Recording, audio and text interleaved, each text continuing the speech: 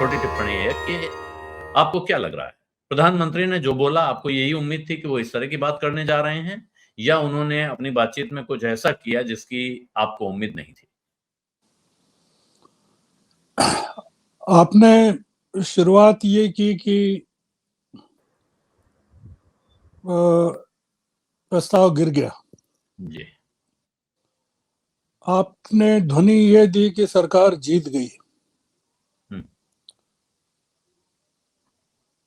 न प्रस्ताव गिरा न सरकार जीती।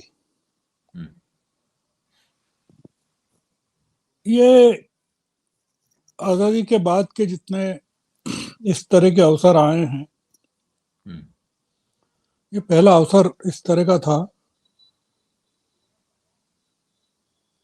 कि एक बहुमत की सरकार किस तरह से नैतिक रूप से पराजित होती है संसद में।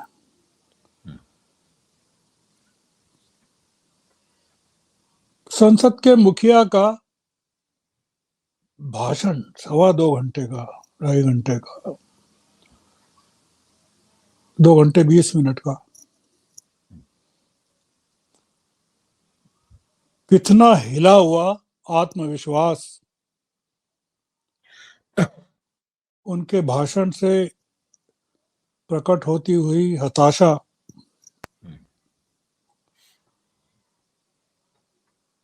उनकी पार्टी के लोगों के बैठे हुए चेहरे, एक निराशा का माहौल ट्रेजरी बेंचेस पे।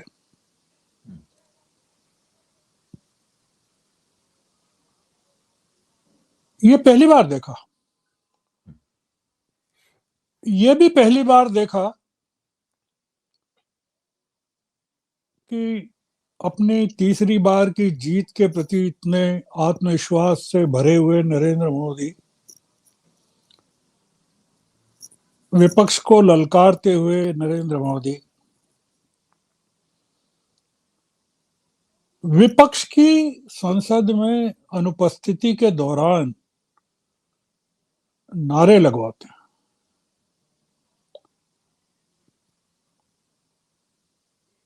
आपने कभी नहीं देखा होगा, अगर आप देश के संसदीय इतिहास को देखें।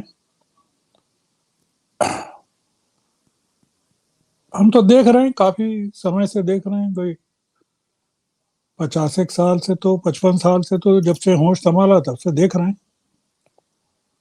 70-71 से तो देख ही रहे हैं।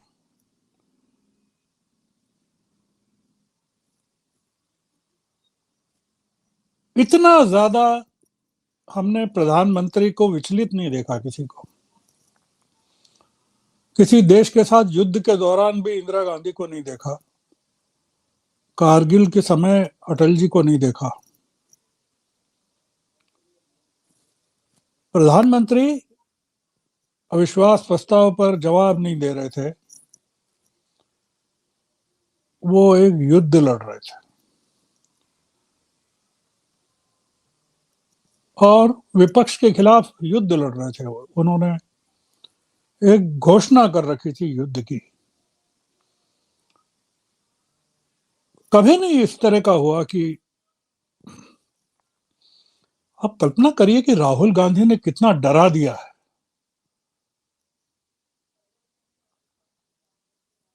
मुझे उम्मीद नहीं थी, मुझे इसकी रत्ती भर आशंका भी नहीं थी कि वो, मुझे लग ही रहा था कि वो राहुल गांधी ने जो कहा उसकी उपेक्षा करेंगे।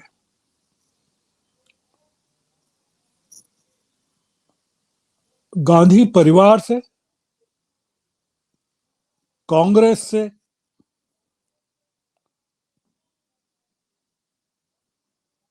विपक्ष से, इंडिया से,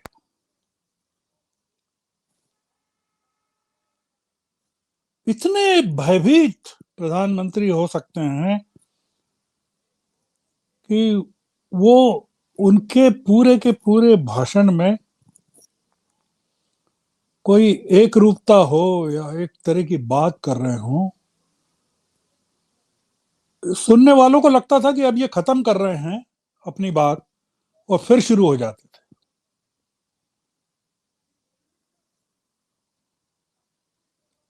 प्रधानमंत्री अविश्वास प्रस्ताव जीत गए, विश्वास हार गए। देश की जनता पर क्या असर हुआ मैं नहीं जानता।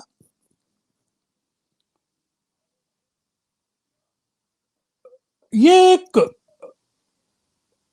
अजीब सा अवसर था। मतलब मैं तो देख रहा था सुबह से, माधवराव सिंधिया को, ये ज्योतिरादित्य सिंधिया को भी बोलते हुए देखा।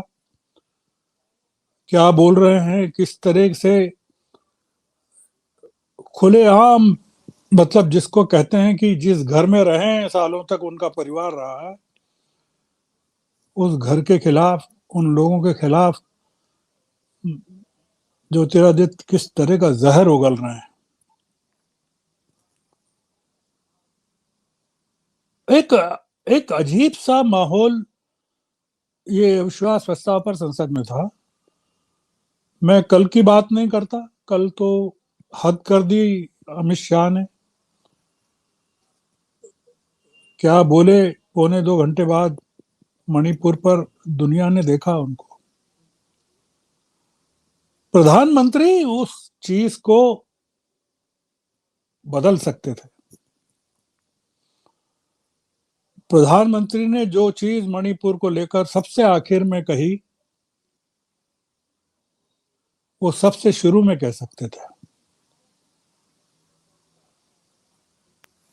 वो जो कहा उन्होंने कि हम विश्वास जीतेंगे, समाधान करेंगे, मिलजुल कर ढूंढेंगे, मणिपुर के माताओं, बेटियों, बहनों के लिए अपील कि देश आपके साथ है, सदन आपके साथ है। अगर शुरू कर देते इस बात से, तो चीजें बदल जाती। अगर आपने गौर किया हो कि किस मुद्रा में उन्होंने प्रवेश किया, किस मुद्रा में आकर कुर्सी पर बैठे,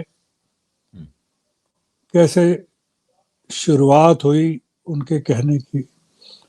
मैं कल्पना नहीं कर सकता अधीर रंजन चौधरी के बारे में जिस तरह के अपमानजनक शब्दों का इस्तेमाल प्रधानमंत्री ने किया।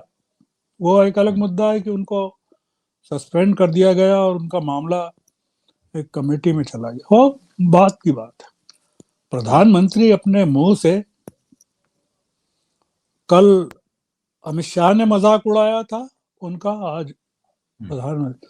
क्या आप कल्पना कर सकते हैं कि 140 करोड़ नागरिकों का नेता, विपक्ष के नेता का इस तरह से सार्वजनिक रूप से दुनिया भर के सामने मजाक उड़ाए? तो ये, आपने मेरी ओपनिंग टिप्पणी मांगी है, इसलिए मैंने ओपनिंग टिप्पणी दे दी है कि ये सरकार हार गई है। आप कह रहे हैं जीत गई है, लोगों की नजरों में हार गई। ये अविश्वास प्रस्ताव जीत गई होगी टेक्निकली, पर जो विश्वास, जिस विश्वास की तलाश थी मणिपुर को, नॉर्थ ईस्ट को, विपक्ष को, देश की जनता को, उसमें वो मोदी जी हार गए। वो सबसे ज्यादा अहंकारी साबित हुए।